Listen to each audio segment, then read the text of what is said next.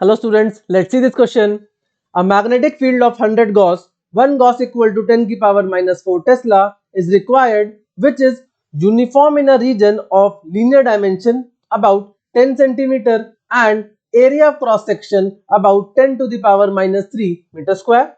The maximum current carrying capacity of a given coil of wire is 15 ampere and the number of turns per unit length that can be wound round a core is at most 1000 turns per meter.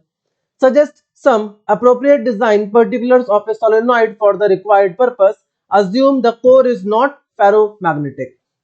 So आपको कहीं पर एक magnetic field चाहिए कितनी 100 Gauss की and वो कैसी होनी चाहिए यूनिफॉर्म होनी चाहिए एंड आपके पास कुछ जो डायमेंशन है सोलिनॉइड के वो क्या हो सकते हैं मैक्सिमम उसके अंदर 1000 टर्न्स पर मीटर हो सकते हैं उसके अंदर मैक्सिमम करंट जो हो सकता है वो 15 एम्पियर हो सकता है एंड जो उसकी लीनियर डायमेंशन है यानी कि इसके length 10 centimetre area cross section 10 to the power minus 3 metre square ये उसको पर्टिकुलर डायमेंशन दे रखे हैं तो इन कंडीशन के हिसाब से हम ऐसा कैसा सोलेनॉइड बनाए सो दैट हमें रिक्वायर्ड मैग्नेटिक फील्ड वहां पर मिल जाए क्लियर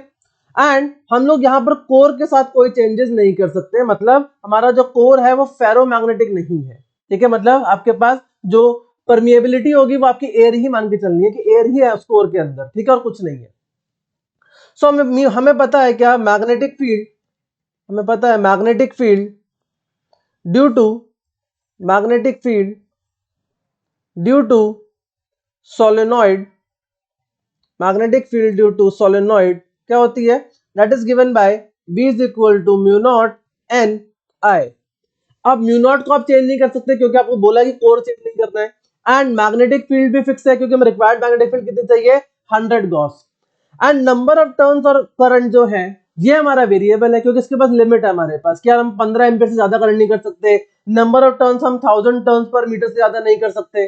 तो इसका मतलब ये है कि हम जब वेरिएबल क्या है यहाँ पर एन और आई का प्रोडक्ट ये हमारा वेरिएबल हो सकता है लेकिन बी और म्यू नॉट जो है ये हमारा कांस्टेंट रहेगा तो इसका मतलब I can say this N I this will be equal to B by mu naught और बी की वैल्यू कितनी होती है गिवन है 100 गॉस यानी कि 100 इंटू 10 की power minus 4 divided by mu not की वैल्यू होती है 4 पाई इंटू 10 की पावर माइनस 7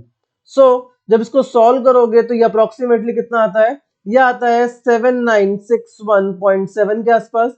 एंड यूनिट क्या हो जाएगी एम्पियर पर मीटर जो करंट की होती है एम्पियर और एन क्या है N is number of turns per unit length अब नंबर तो कोई यूनिट नहीं होती है और लेंथ की हो जाती है मीटर तो ये जो एन आई है इसकी यूनिट क्या हो जाएगी एम्पियर पर मीटर इसको अगर राउंड ऑफ करूं तो अप्रोक्सीमेटली इसको कह सकते हैं let's suppose 8000 ampere per metre ठीक है अप्रोक्सीमेट करा है ठीक है अप्रोक्सीमेट किया है नाउ अब 8000 अचीव करना कोई एक यूनिक बात नहीं है 8000 आप कैसे भी अचीव कर सकते हैं this value this 8000 is not unique अब इसके लिए मैं एन और आई तो है इनका जो प्रोडक्ट है उनका सम जो आना चाहिए वो आना चाहिए कितना दैट इज 8000 अब वो कैसे भी ला सकते हो लेट सपोज एग्जांपल लेता हूं छोटा सा एक लेट सपोज कि मैं n की वैल्यू लेता हूं कितनी लेट से 800 लेट से n की वैल्यू लेते हैं कितनी 800 और आई कैन से एक काम करते हैं करंट को चेंज कर लेते हैं